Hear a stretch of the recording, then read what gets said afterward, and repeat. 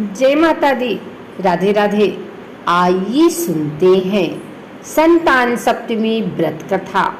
पूजन विधि। यह व्रत संतान प्राप्ति एवं उनकी रक्षा के उद्देश्य से किया जाता है।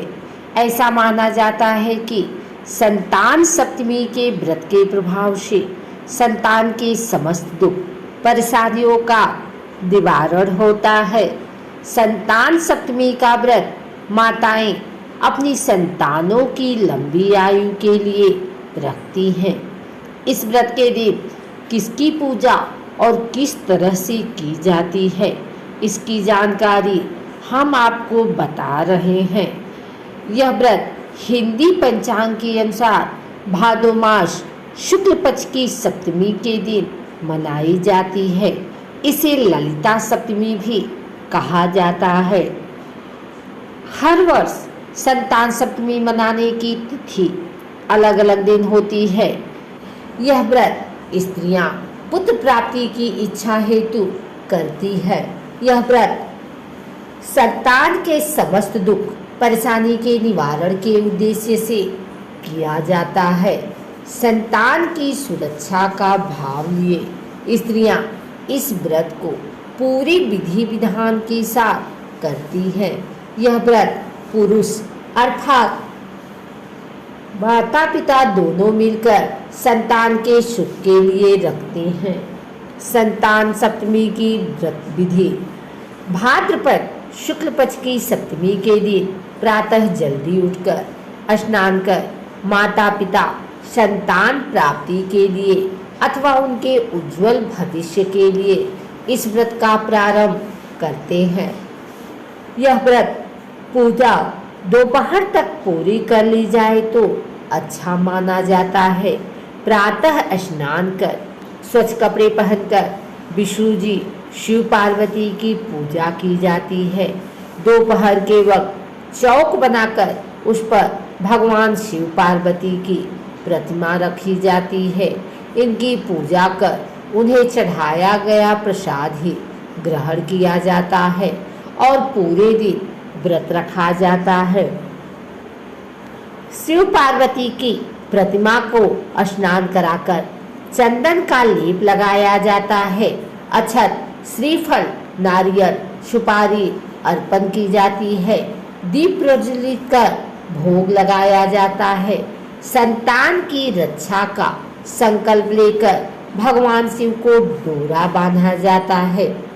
बाद में इस डोरे को अपनी संतान की कलाई में बांध दिया जाता है। इस दिन भोग में खीर पूरी का प्रसाद चढ़ाया जाता है।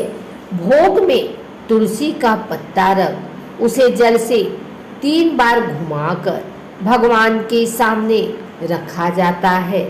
परिवारजनों के साथ मिलकर आरती की जाती है। भगवान के सामने मस्तक रख उनसे अपने मन की मुराद की जाती है।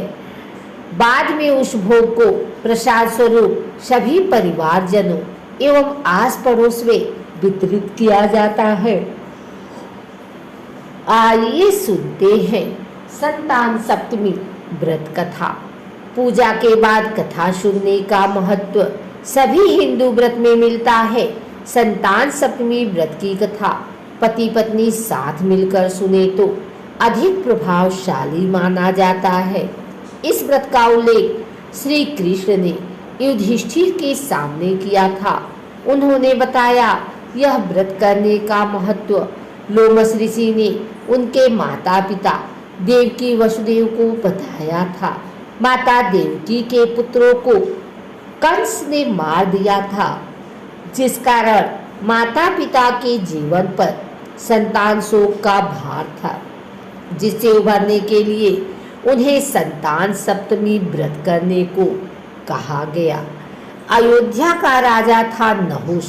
उसकी पत्नी का नाम चंद्रमुखी था। चंद्रमुखी की एक सहेली थी जिसका नाम रूपमती था। वो नगर के ब्राह्मण की पत्नी थी। दोनों ही सखियों में बहुत प्रेम था। एक बार वे दोनों सरयू नदी के तट पर स्नान करने गए। वहाँ बहुत सी स्त्रियां स्नान कर संतान सप्तमी का व्रत कर रही थी।